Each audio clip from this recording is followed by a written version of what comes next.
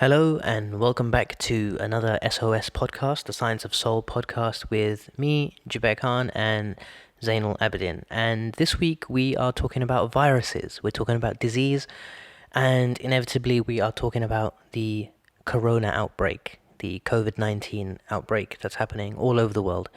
So yeah, have a listen to our thoughts. There's some interesting stuff in this one, and be safe, everyone.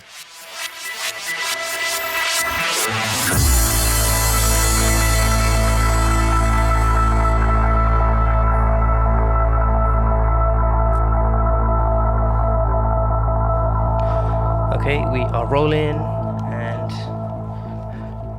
are you worried that you got coronavirus? Yeah. No, You got a cough though. I have a cough. I hate when that happens. You know when someone says, "Oh, are you feeling ill?" and you're like, "No," but then a cough comes on. Yeah. I hate but that feeling. it's like tightness in my chest. And to relieve that tightness, it's I'm having to cough. But it's not continuous. So that is the cough that, oh my God. Sorry about that. Just getting comfortable. The continuous cough is the one that should be worried about. Okay, so basically right now the world is going crazy with the fear of coronavirus, COVID-19. What is it? Bill Gates, do you know how he described it? Go on. The disease of the century. So every century you have diseases like this. So the Spanish flu, the Black Death, and he described coronavirus 19 to be one of those. But it's kind of scary. It's scary, but I think the way it's spreading is quite scary. It's very pathogenic. Yeah, man, because I was in Bangladesh when I first heard about it. Oh, you must have got it and then given it to me. No. Imagine this, yeah. So I'm in Bangladesh, and my uncle's like, "Oh, have you seen all this stuff about what's going on in China?" And I was like, "No." And so he showed me on the phones, and it's like at the time, I think the death toll was in the hundreds. So it was high, and the cases of people who had it infected, but not, it was in the thousands. And I was like, wow, okay, but it just seemed like something so far away, restricted to China, and, we're here in Bangladesh. And also, when I looked into it, there had been no cases in Bangladesh or Pakistan. There had been like 2 in India at the time. And so I was like, oh, okay, well, it's kind of in control. Came back to England, and everybody's losing their mind in England. Yeah. Still losing their mind. Still losing their mind. Buying toilet paper. Yeah, like does it give you violent diarrhea? It doesn't. I saw this meme. Yeah. Of a guy called Bob. He's a stick man. Okay. So what's Bob saying? Bob is saying that he knows what coronavirus is. He knows the symptoms that coronavirus causes. Bob knows that it's not diarrhea. Bob isn't buying toilet roll. So the moral of the story is be like Bob. That's hilarious. Yeah. We're laughing, but I think it's not a laughing matter. Be like Bilal and buy a lota. Oh, buy a lota. You don't even need to buy a lota. You just buy it once. Bruv, you can just, So if you're listening to this podcast and not watching it on YouTube, Abdin is making like a rapid splashing motion with his hands. With the water in it.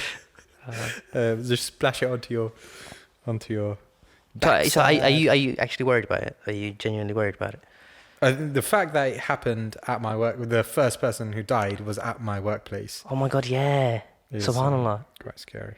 Bruv, we were going to eat out with Omar that night, and you told me like after we'd left, so I thought, okay, I'm going to tell the guys on the group. But I said it as a joke, by the way, the first person who died, I mean, it's not a joke, it's a serious matter, and it's very bad that I joked about it, but the first person who died with coronavirus in the UK died in the hospital of the town that we're coming from, and Abdin works there. Yeah. And then Omar was like, hell no, let's cancel it. Let's cancel our meetup. Probably should have cancelled it. Probably it would have been. It would have been for the best. Oh, subhanAllah. Well, they have it now. Yeah. Well, I don't know that they have it. I'm just saying. Are you worried? Do you know what? The thing is, because it's I'm quite worried because my chest is like, yeah. I don't have a fever. What's going through your mind? I don't know. I'm just Tell me scared. the full range of like your worries, from the fact that you actually feel it to the potential other things that are scaring I you. think my parents. I'm scared that I might pass it on to my parents, and they're in the target range of people who would die basically. Mm-hmm. So my dad's in his 80s and above 80s,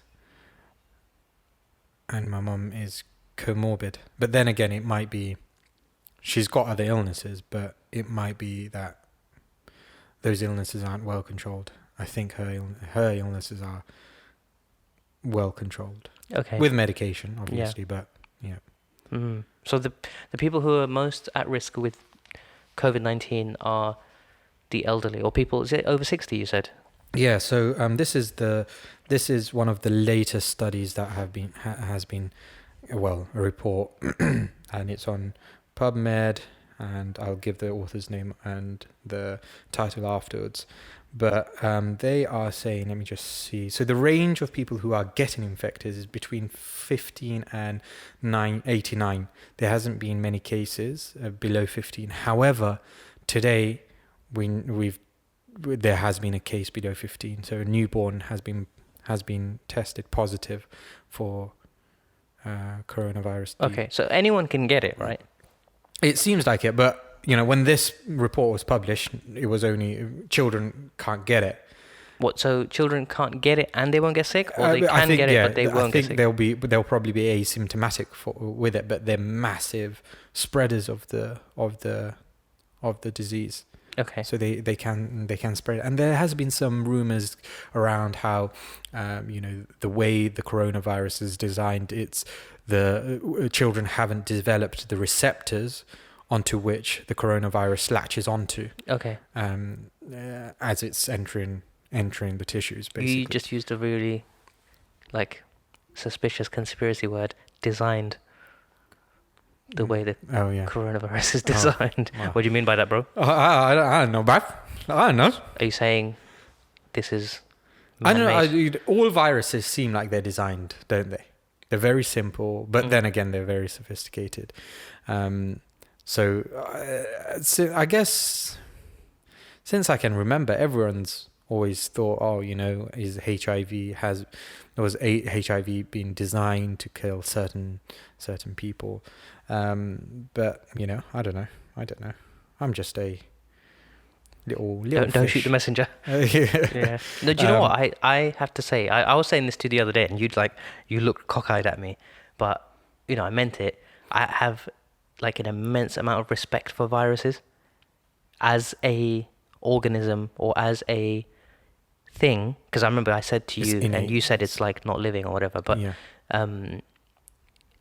as a thing that exists on this earth, I find them amazing because of the way that they are able to spread and survive and thrive. COVID-19 is thriving right now. I mean, it is, but it's pretty stupid because they kill their host.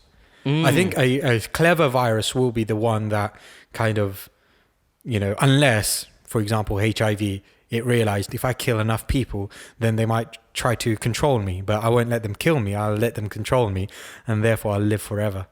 Because that is essentially how HIV is controlled. They're not cured, but it's kept at bay. It's kept at bay. Wow. But yeah. I mean, they are amazing. They are dead. They're not regarded to be scientifically alive. So what does that mean? Why? Can you explain that? Because you said that to me the other day, and I just sat there thinking about that. I just sat there thinking, is it a machine? Is it like a seed?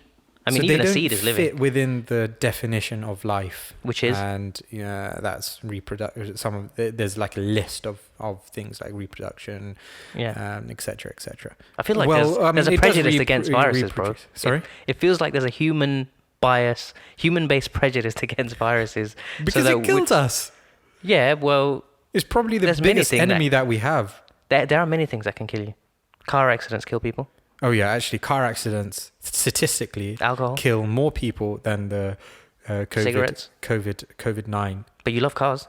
I love cars every single day. I don't go around buying toilet rolls every time I get into the car, do I?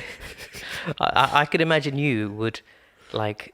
I'll probably kill myself in a car. You'd anthropomorphize a car and give it more human qualities Than a virus. Of course, obviously, I understand why. But yeah, that's true actually. No, I wouldn't. You'd I call think it you sexy. would. No, I wouldn't call it sexy. You would call it sexy. You'd give it a female name. You would give it a female name, and you would call it she. She makes a rumbling noise. She's purring. She's purring today. Well, not if she's an electric car. She's an electric car. She ain't saying nothing. She's good for the environment. She's a progressive. Okay, so 15. So this study, but we know that it does affect children, but mostly probably in an asymptomatic manner. So there are. So in China, so when this was produced, 62% confirmed cases, including 1% of cases that were asymptomatic. So that's quite low, but there is a possibility that they are asymptomatic. The fatality rate, so this was published about 6 days ago. Fatality rate was 2.3% at that time. And it's mainly, it's primarily elderly patients. So over 80 years old, about 15%, 70 to 79 years old, 8%. Approximately half though, so 49% of critical patients and sorry, I'm just reading this. It's all the virus. Caught you there for a second. Yeah. So they have they're critical patients. Okay. So when we look at the patients that were, for example, the patient that died in my hospital, she was quite comorbid. She was critical. And what does comorbid mean? Like she had several diseases. Okay. And I believe she had a do not resuscitate status. Anyway, before this. And from what we are reading in the news, and today we had 10 more confirmed cases. Majority of them were in a similar stage. Yeah.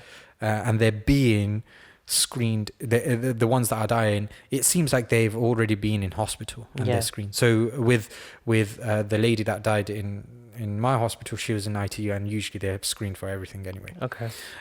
So 49% of the critical patients affected by pre-existing comorbidities such as cardiovascular disease, diabetes, chronic respiratory disease, and oncological diseases died. So 1% actually, no. So 1% of patients were aged 9 years or younger, and no fatality occurred in this group.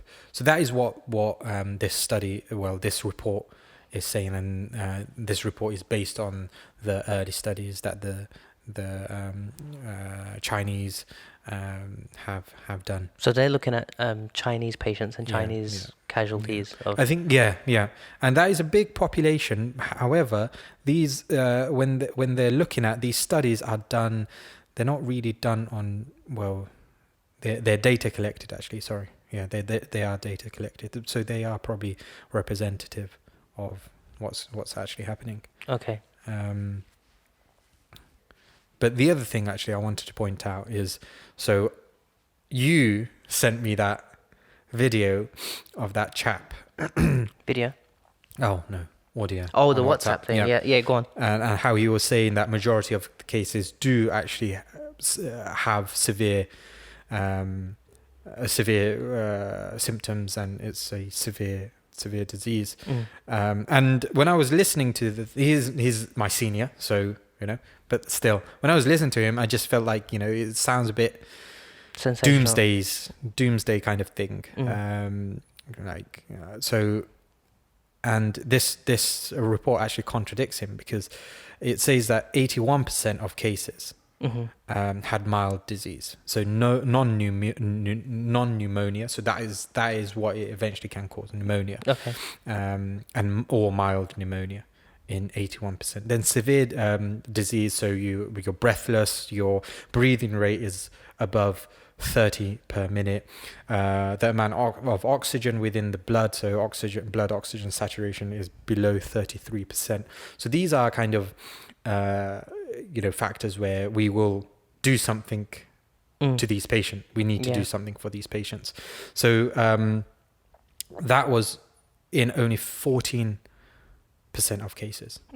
Then critical disease like respiratory failures, probably because of severe pneumonia, septic shock because of the immune response, and multiple organ dysfunction in 5% of cases. Okay. Well, that thing that I forwarded you was a doctor, I believe, from the States, Muslim as well. And it was also passed on to me from a doctor. Okay. And so, I took it seriously because of who was sending it to me, and also the person identifying themselves within the little clip, giving their credentials and everything. Yeah. And for me, why it seemed pertinent was because up until even before this particular message, but up until a certain point, I was really kind of glib and nonchalant about the whole thing. Because when you see these things happening, especially on the news, and I'm not like a big follower of social media and the news, when I see it happening, I'm seeing it from the periphery, and I'm like, oh God, the world's going crazy again over something else. Sometimes if it's not this, then it'll be like some terrorist incident that happened. If it's not a terrorist incident, then it'll be, some statement made by a politician. If it's not some statement made by a politician, it'll be a football match or some sporting event. It'll be just something for the masses to get riled up about. So I was kind of nonchalant, and I travel a lot. So this is something that I should be thinking about, but I haven't been. I went to Barcelona just a few weeks ago, where lots of stuff was happening, and I was filming. Funnily enough, I was there filming an event that had been previously postponed because of the coronavirus as well. But anyways, so when I heard this particular message, which I then forwarded to you, when I heard this message, I was like, okay, maybe I think I need to take this a little bit more seriously than I had been. But like you, I do think I'm someone who I want to know what the facts are before I start going crazy. But I think that's a problem. We don't have enough information, enough data out there about this. There's a novel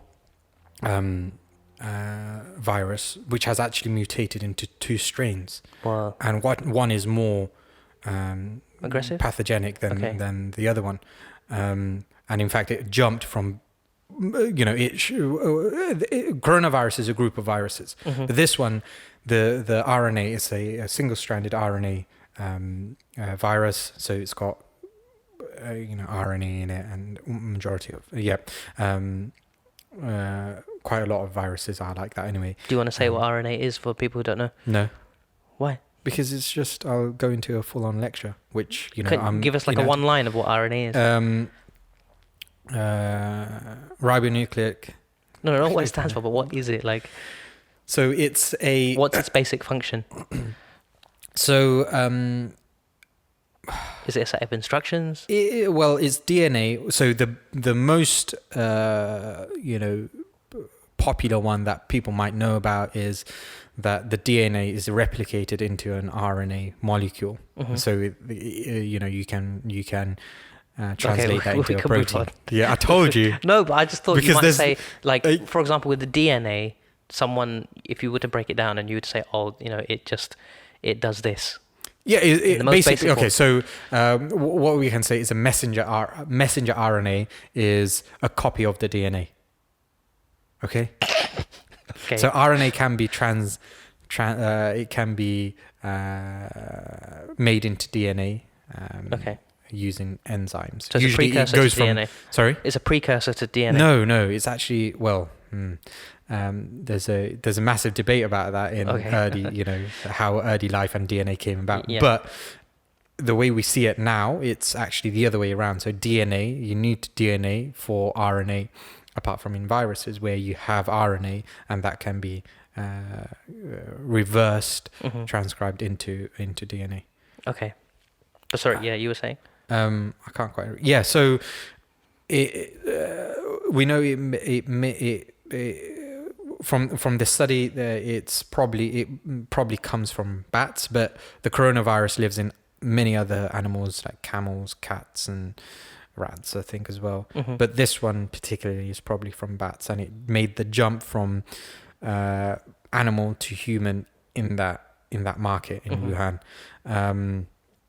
It suggested that there was a mutation on one of its spikes, so it's like a crown-shaped virus, and it has like spikes on it. And it said that one of these spikes, there was a mutation on that which helped it jump onto human beings. Okay. And at the beginning, that is how we thought the transmissions were happening through, but that's not the case anymore. Transmissions are happening how, sorry? Through animal to human beings, Okay. but now it is from human beings to human beings. Okay, you mean the mass widespread of it? Yeah. Okay, yeah. And again, there is a massive thing about, how it's spreading, and we spoke about it yesterday. Is it aerosol or not? Again, we don't have enough information about whether it's aerosol, but the other respiratory viruses that we know about, they actually spread by droplets, respiratory droplets, by coughing, sneezing. And this is why the government has, they in terms, and WHO as well, in terms of prevention, cough into tissue, cough into the crook of your elbow, crook? I guess so. Yeah.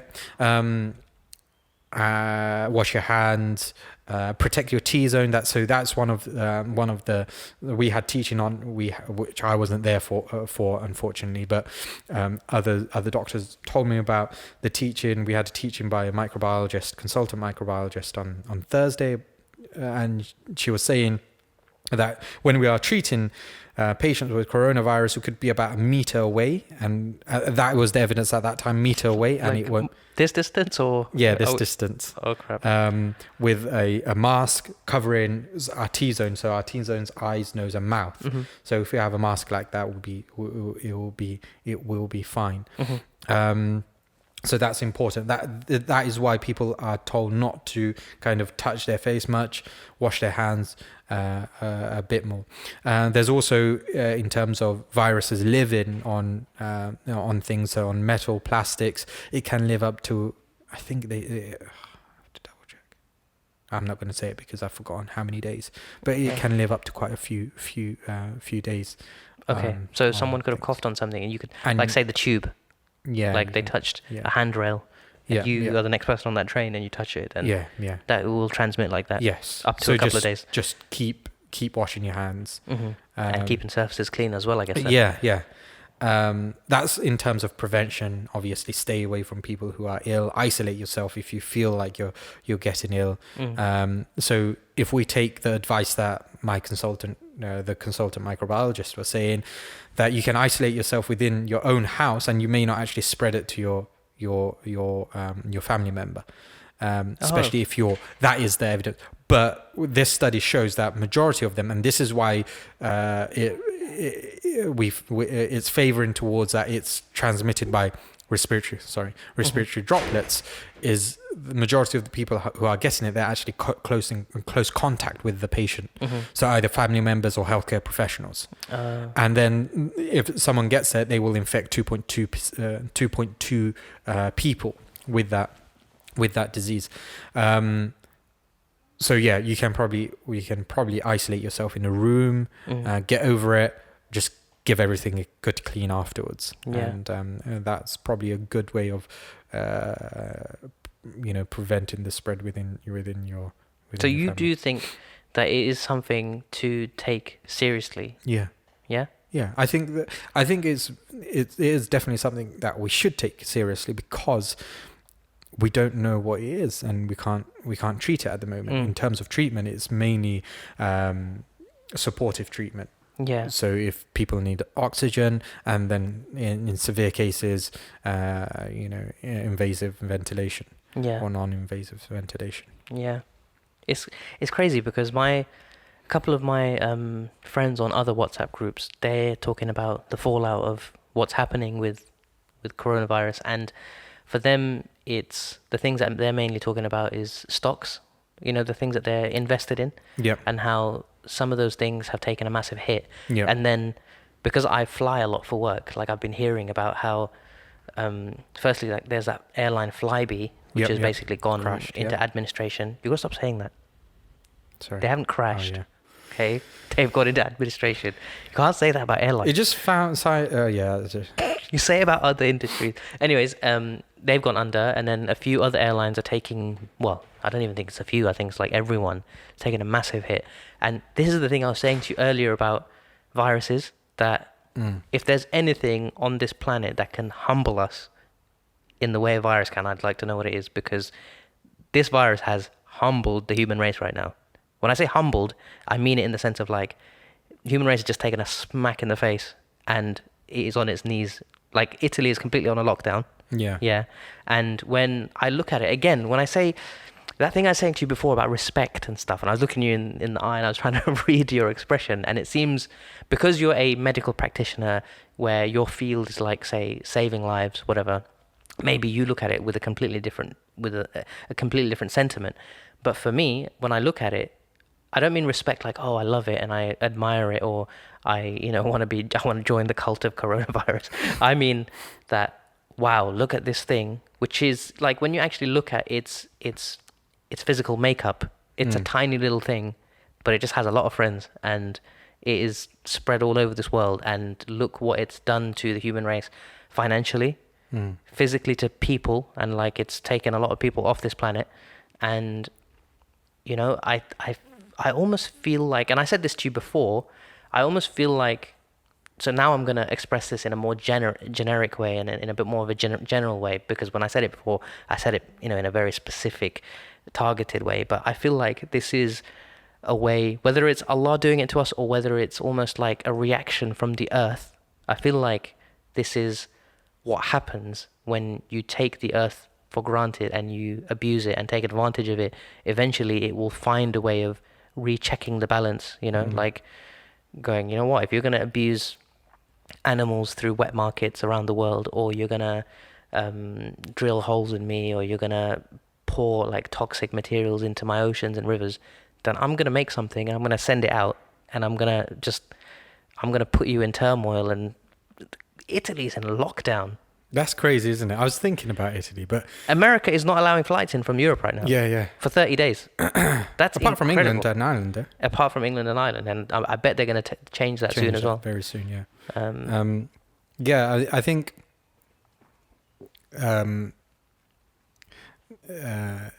Europe has become the epicenter. So Dr. Tedros has described Europe to be the epicenter of the pandemic now. Really? Yeah, because it's slowing down in China. Wow. And, it's funny because the West had enough time. Yeah, to prepare. To prepare for this. Yeah. And no one did. That's true. And then still aren't... I understand what the British government is saying about herd immunity, and, it makes sense when the scientific advisor was saying that, we haven't peaked yet. If we start putting in social distancing measures into place, then people might get bored. People might think that, it's over, and they might start coming out when the virus is actually peaking. Yeah. So I completely understand that, but there has been, other scientists have spoken out against that, saying, well, we don't understand this virus, so how can we assume that herd immunity is it's fine? So herd immunity is enough people will get the virus and they will become immune to it, and that will slow down the spread. Yeah. But when this is the bit that really shocked me. The amount of cases that we are getting in Europe is higher than the amount of cases that China was getting during its peak. Really? Yeah. SubhanAllah. Daily cases that we are getting is higher than the peak. I believe I read that in Telegraph or The Guardian. Okay. So Italy's put in like these very strict measures to try and prevent spread and try and mitigate whatever's happened there. What do you think, like obviously being Muslim, going to the masjid and being around loads of people on a regular basis, Mm. what do you reckon is going to be what do you think is ideal, and then what do you think is going to be the actual way it's played out? So on Twitter there's a video of the adhan being called in Kuwait, and instead of saying hayya ala salah, come to salah, it's saying pray salah at home. Really? Yeah. Can you do that? Yeah. Why not? I Let me didn't see know- I if didn't I know you can could get do it that. up. Subhanallah. Let me see if I can find it. Where was it? Oh, hold on. I think one thing I saw, or I was told about, sorry, in China was images of like people praying together. Oh, is this the thing? Hold it near the mic.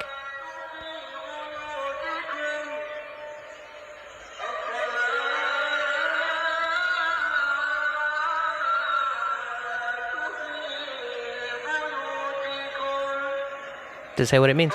As-salatu fi buyutikum. So pray in your homes. Wow. So, I mean, the thing is, for us Muslims, it's pretty clear. I mean, we have clear kind of advice on that.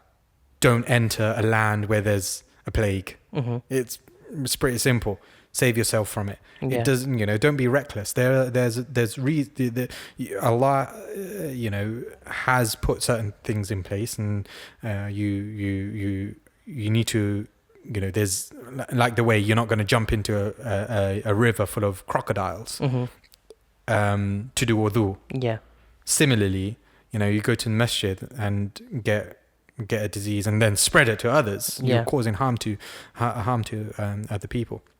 So I think as a Muslim, we should, especially praying in congregation, if there is a real threat, then don't pray in congregation. Wow. Pray at home. It's kind of, see, if there was one aspect, well, other than people dying and mass panic, if there was one thing that made me kind of really concerned, was the fact that the UK government's looking at banning mass congregation, meaning like concerts within the next week or so. Within the next week, yeah. So, I mean, that is something that masjids should be thinking about, and like a few masjids have taken really good steps to get information out to their congregation of like, pray at home. If you do come, then just make sure you've done all your wudu at home. Come pray, go straight home. Yeah. To really try and minimize any threat to coronavirus spreading. But yeah, man, it makes me sad. But again, as a Muslim, as someone who looks at everything that happens as a manifestation of what Allah wills, I can't help but think of everything that's happening as, Allah putting this in the earth, and whether it's a test, whether it's a punishment, or whether it's just something to bring us all together, or even in some cases to divide us, it's impossible to not look at it and think, wow, what does this mean, and what does this say about our time? Like, what are we doing wrong? If there is something that we're doing wrong that is like brought this on, those are the thoughts that are going through my mind. And in part, what we spoke about last time about treating animals a certain way and treating nature a certain way, that's kind of the thing that's in my mind the most. Because if you look at, so I started looking at where a number of viruses originated, and in the case of mad cow disease, in the case of swine flu, in the case of coronavirus, in the case of SARS, and in the case of HIV and AIDS as well, it all came from animals. Like, so with HIV and AIDS, it was the consumption of a chimpanzee that allegedly the consumption of a chimpanzee, or possibly the wound of a hunter getting infected by something from a chimpanzee. So like either way, there was some like oppression being done on a chimpanzee or an animal, and a human then like getting something from the animal. And then in the case of coronavirus now, it's the, I mean, correct me if I'm wrong, but it's the trade of wildlife animals, right? Yeah. And done, from the images I've seen, I mean, I'm not being scientific, but from the images that I've seen of these wildlife farms and these wildlife markets, it just seems horrendous. The Yeah, way it's not nice. We spoke about it last week, especially how they're kept. I think that's horrendous. And then the way they're killed as well. I mean, and if, like, forget about hygiene. You know, they're called wet markets. It doesn't sound hygienic, but like just. I think hygiene is the least of our concerns. Yeah. You know, what we're doing there is Exactly. far worse than unhygienic, and hygiene protects us. And in those markets, we're not the ones who need to be protected. In fact, probably should be the other way around. Yeah.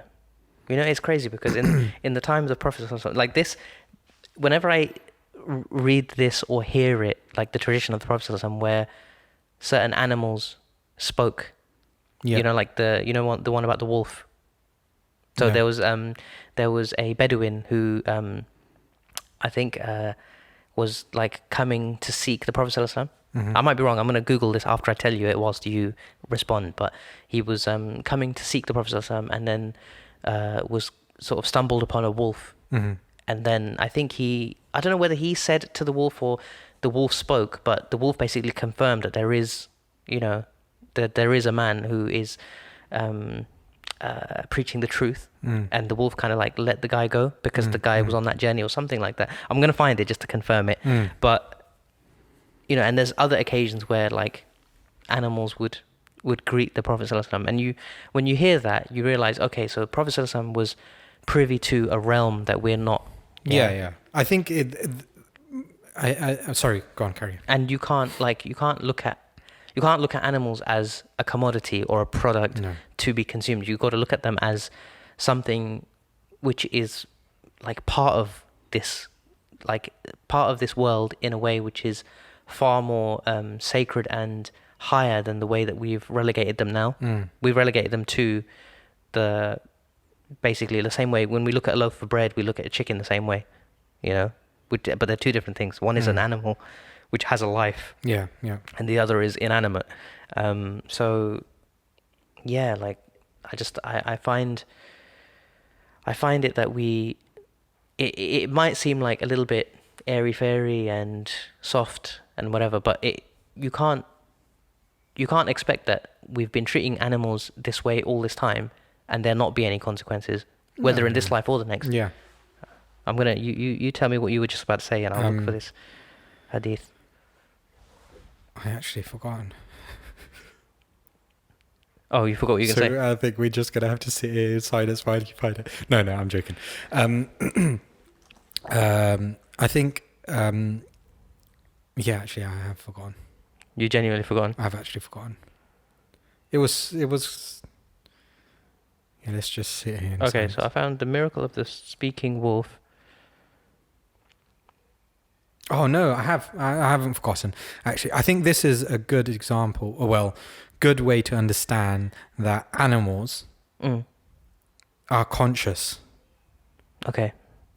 If that makes sense. Yeah. In a more sophisticated way than we may think. Yeah, for sure.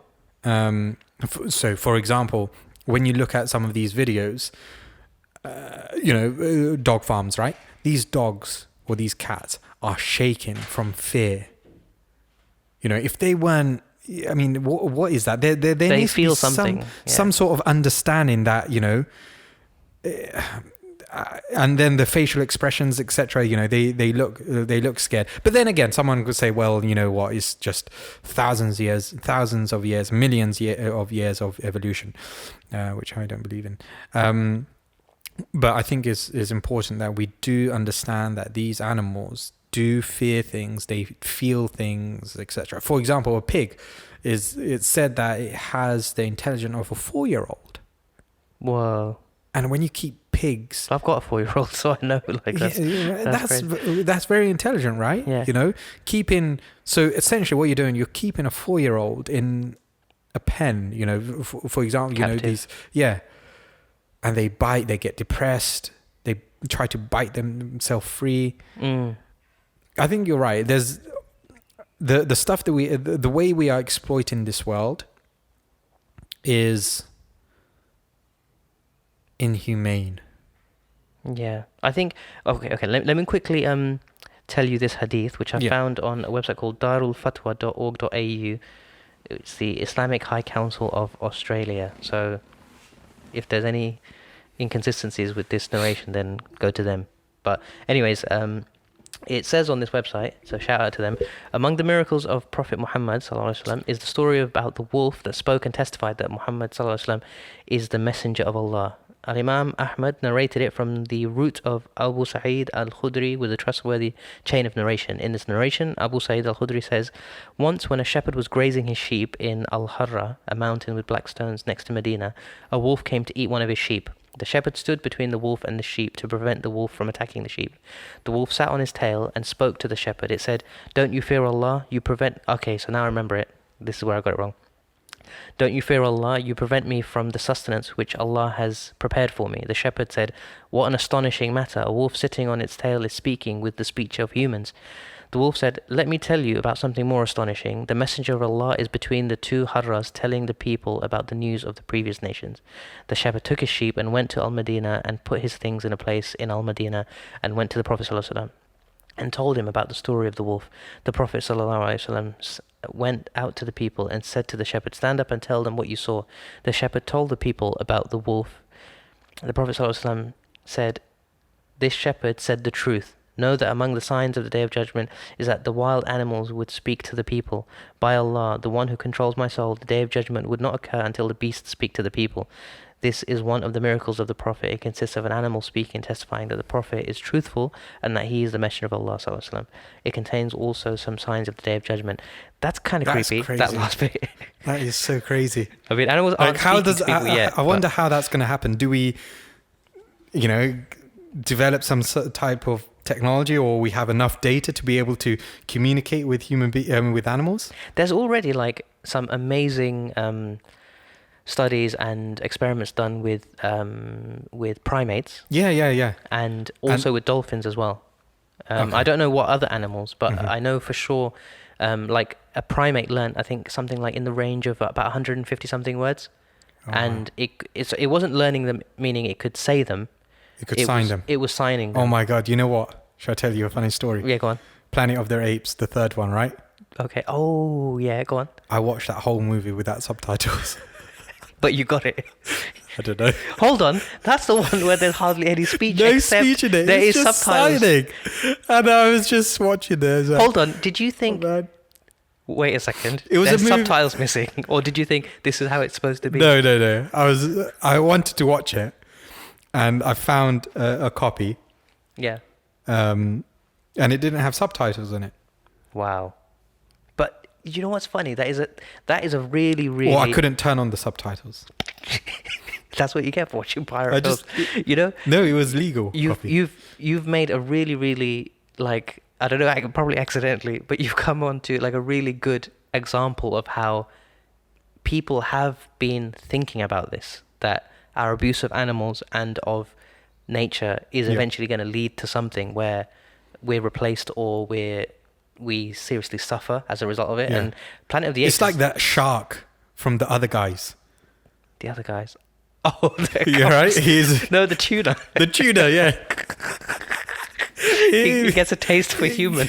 No, he gets a taste for liars, bro. Yeah. And so he develops a apparatus. Series of apparatus to walk breathe. on land. Oh, to breathe, yeah. Breathe on land, and then it's going to hunt the lions down. And Mark Wahlberg did not see that coming. He did not see that. You should see his face. It's just like, what? Okay. No, I think you're absolutely. I think for me, it's very important. Animal welfare is really, really important. And so this is actually how I kind of discovered this dark and horrible part of rearing animals. It was, so when I was getting into, training and wanted to get into, medicine and etc. Okay. Right? Yeah. I had a fear of blood. Okay. All right. I know we were talking about coronavirus, but you know, No, yeah, go on. I had a fear of blood, and I remember when I went to Bangladesh, and it was during the big Eid, the Eid al-Adha. They slaughtered a cow, and I thought this was the first time I ever had seen this done to a big animal. I had seen it done to a chicken, and you know it's not that bad, but I saw it, and there was a lot of blood coming out, and I remember I almost fainted. And since then, I've just been scared of blood. And when it came to me wanting to, kind of go into the medical field, that's something that was an obstacle, and I needed to kind of overcome it. Sure. And yeah, I have overcome it. I mean, I can sit in surgery, I can take biopsies and stuff like that, and watch blood coming, and it doesn't bother me. But the way, how did I get there? This is so bad. I start watching videos of slaughterhouses. Okay. Like slaughtering animals, slaughtering cows, and etc. And slowly, that desensitized me. And then a lot of these videos, I realized the torture, you know, that these animals are going through. Not while they're being slaughtered. The lead up. Yeah, I think being slaughtered is actually their Release. Their salvation. Yeah. From what they've been through. Yeah. And then I start watching all these, cattle's being, grown, and they don't have a blade of grass, a single blade of grass in like several miles squared. They're just fed corn. Are these the ones in like Australia and stuff? Yeah. Like we're all right here because we do let cattle graze on grass. Yeah. But yeah, like the big farms in America and Australia, and then the chickens, how they're kept, and then it went into those markets of where wildlife are, and oh my God, that is just. And you know what? Like the other thing that I thought was quite interesting was, we are not supposed to eat certain animals. Yeah, so that, yeah. Like as Muslims, certain meat is haram to us, meaning forbidden. Yeah. So what I noticed in the case of, not obviously, and you know what, they're described in a, they kind of the way people, for me when I meet people and they're like, oh, because it's unclean, but pigs are really clean. They go out of their pen and they urinate. Mm-hmm. But this is the thing, and people like to trivialize. Yeah. Is that a word? Or you mean like pick and choose? Yeah, just make everything really. That's a dumb thing. Like unclean. Oh, trivialize. Yeah. You're right. I mean, unclean doesn't necessarily mean that its body's not clean. Like it's not a clean animal. Yeah. It means probably the things that it carries. For example, pork. You need to cook it to a certain temperature. Yes. For it to be, okay for us to eat. Okay, let me tell you this really interesting thing that I came across. You probably already know this because you're into all those meat eating documentaries. But so obviously as Muslims, there's certain meat that we're not supposed to eat. Yep. That is forbidden to us. Generally, I'm not saying exactly which ones, but generally those are the predatory animals. Yep. Dogs, tigers, lions, bears. These type of animals we're not supposed to eat. Yep.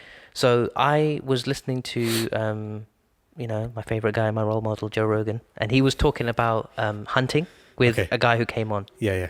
And they were talking about survivalism, like the people who learn to survive in the wilderness by living off the land. And they were talking about the meat of different animals. Yeah. And how one guy had hunted a bear, and he said it was disgusting meat. Like, it was the most disgusting meat he's ever had. It was full of worms and parasites. Yeah. And because of it being a predator, it's more likely to have those things in its system, whether it's like in its colon or in certain parts of the meat, whatever. You can get severe food poisoning from bear meat. Well, that's what happened to this guy. He actually got worms, and then he had a very long and painful process of getting rid of it. And then the same they spoke about with dog meat, and how dog meat is absolutely like if you had a ranking of meats to eat, it's right there down at the bottom, because it's a predator in the way that it processes the nutrients from what it eats, and it keeps certain things in its system. And so I just started thinking to myself, subhanAllah, that's amazing how the thing is, the idea of halal and haram and not eating predators and something, it's not exclusive to Muslims. It is something that you see in other societies. But what it shows to me, at the very least, is that firstly, humanity, especially ancient humanity, had figured out that there's certain things that you eat and certain things that you don't eat. Number one. And number two, when Allah refined it for us by saying, look, specifically these things avoid and specifically these things are fine, you realize that ultimately it is for your benefit, because of hygiene, because of health, because of sustenance and growth. It's not because Allah just arbitrarily, or whoever wrote the religion arbitrarily decided, oh, we don't like the look of pigs and that's why we're not going to eat pigs. But in the case of coronavirus, it was, so they say that it came from bats originally, and then they say that before it got to humans, it passed through one other animal, and it's this type of lizard that is sold in these wet markets in Wuhan.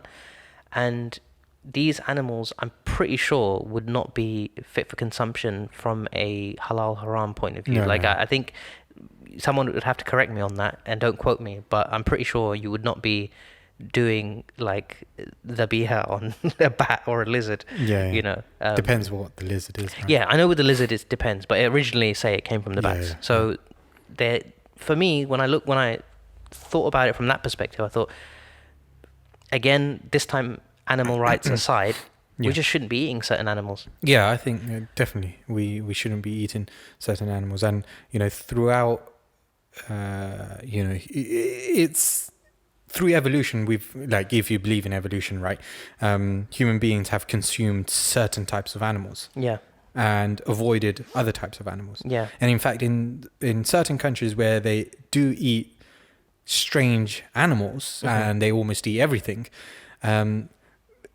the reason they start eating them is because of famine and war and poverty. So it was a necessity, and then they developed a palate for these types of food. And when you look at that, you look at the ruthlessness of the whole thing. And that in itself kind of, it's a message, isn't it? It's like, it shows this area is an area that is just demonic. They talk about China? No. Okay. The practice of eating, animals like that. Well, like dogs, cats. And there is definitely a darker side. So the thing that I had watched before we had this conversation to kind of get a little bit clued up on it was talking about how, yes, you're right. So there is people eating certain things because of famine and poverty, and then it becoming like customary because of that practice. But also in the case of coronavirus specifically, with the bats and with the lizards, it was stuff that there was a demand from a rich minority, and the poor majority who were trying to make a living. The industry sprang up because these people who had lots of money were willing to pay for it. And so it's crazy, isn't it? Again, it's just this idea of an abuse of the things that Allah has given a human being, whether it's the wealth that someone has and it becoming a curse on these people because their greed has like driven them to create a disease, or it's the idea that you have nature, and nature is being just oppressed because of this insatiable greed for whatever, like, supposedly these things will provide. Like I heard that it was stuff like sexual prowess and strength and longevity and all these things like that these certain animals, like, if you eat them, it gives you. But if there's one thing, like, we're coming up I think with sexual prowess is like go on. You could say something about sexual prowess. It's crazy, isn't it? It's mad. Viagra. I mean, Viagra works to a certain extent. You got really excited just there about Viagra. Like you just came alive. As a, I might run the process of running an erectile dysfunction clinic. Oh, okay. Hopefully, maybe. So I was just. You're passionate about it. No, I'm not passionate about it. I've just been roped into doing it. I don't think I want to do it. Okay. But yeah, I think it's crazy, isn't it? Everyone wants a massive bing bong, or did you just say bing bong?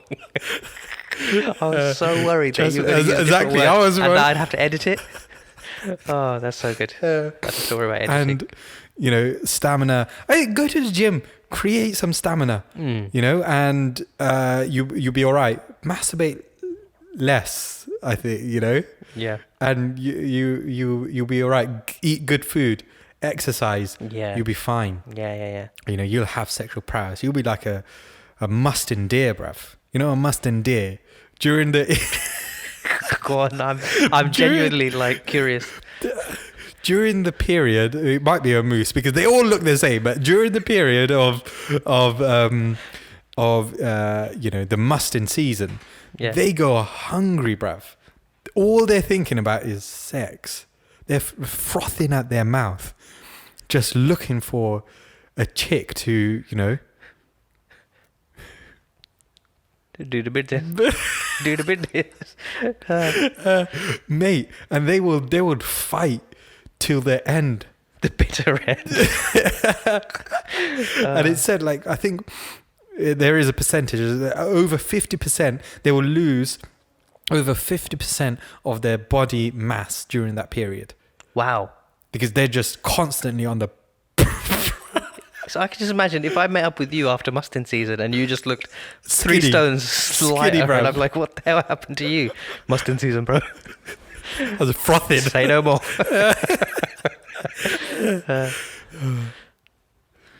I think. Okay, From so like, coronavirus to Mustang season.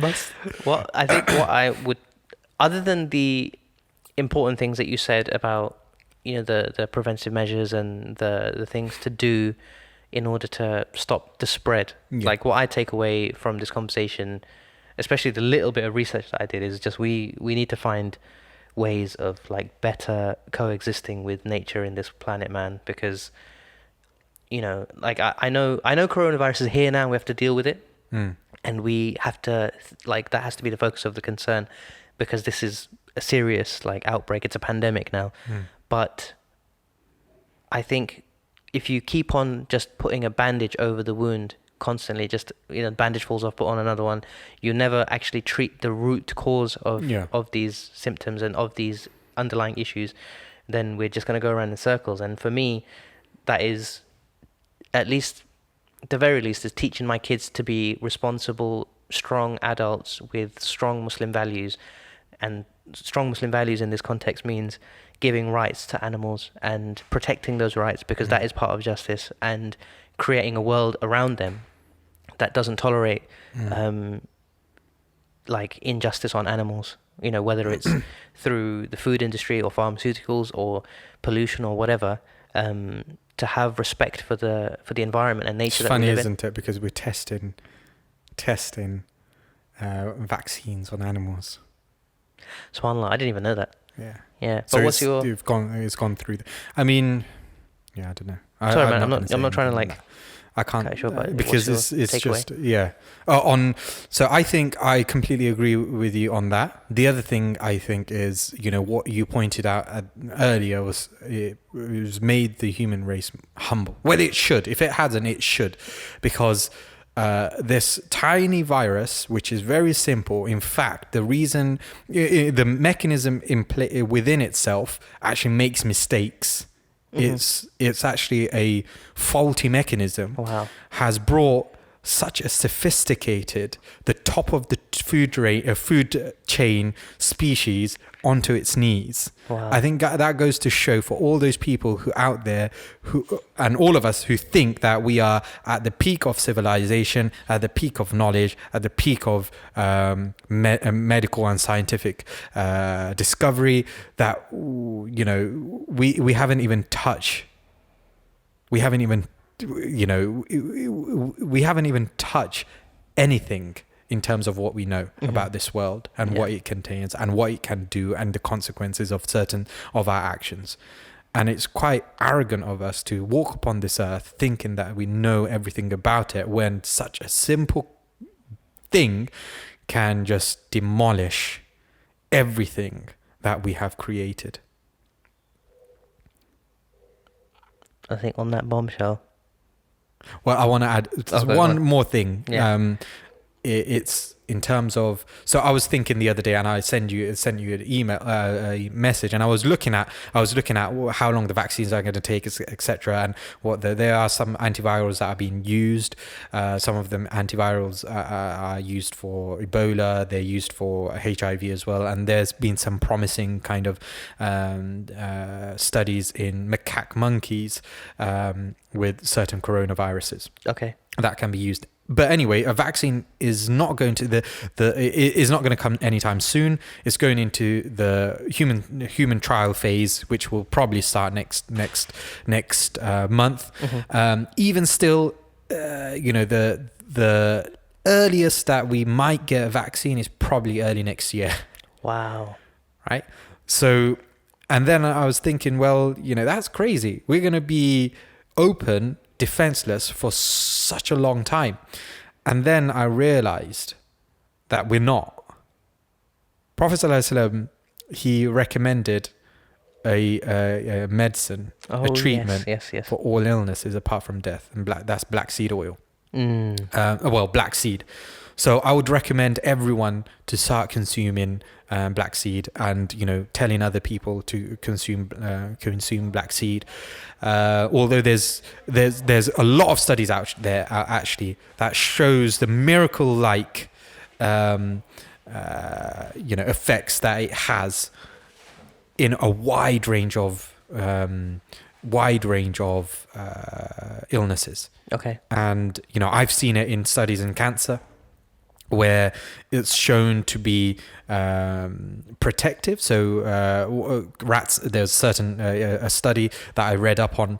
Rats were fed black seed, and they were irradiated with radio waves, which will cause cancer. And so there were two groups. One had black seed, the other one didn't. The group that had black seed, they didn't produce a tumor. The other group did. Wow. So it's that's just one example of the effects of some of the chemicals that are within black seed. The other thing is don't have the oil, try to have the seeds. Mm-hmm. There's some tablets out there as well. I think they have the seeds in there anyway, but have the seeds because, Prophet ﷺ describes that, and, it seems like that in its natural form, mm-hmm. the chemicals will be more, potent or available. Okay, bioavailable. Bioavailable. Okay, yeah. Maybe I'm just saying, just have that. Well, or yeah, have both. that's how he said it, right? So, Yeah. So strongly recommend that for anything. I know I'm just saying it for the coronavirus. I'm not saying it's going to cure the coronavirus. Yeah. And I'm not saying that it's going to cure any other illnesses. Yeah, but it's something that shouldn't be forgotten, and we should carry on thinking, using it. Cool. Shall we go now? Yes. See you later. I was going to say my... Don't swear, please.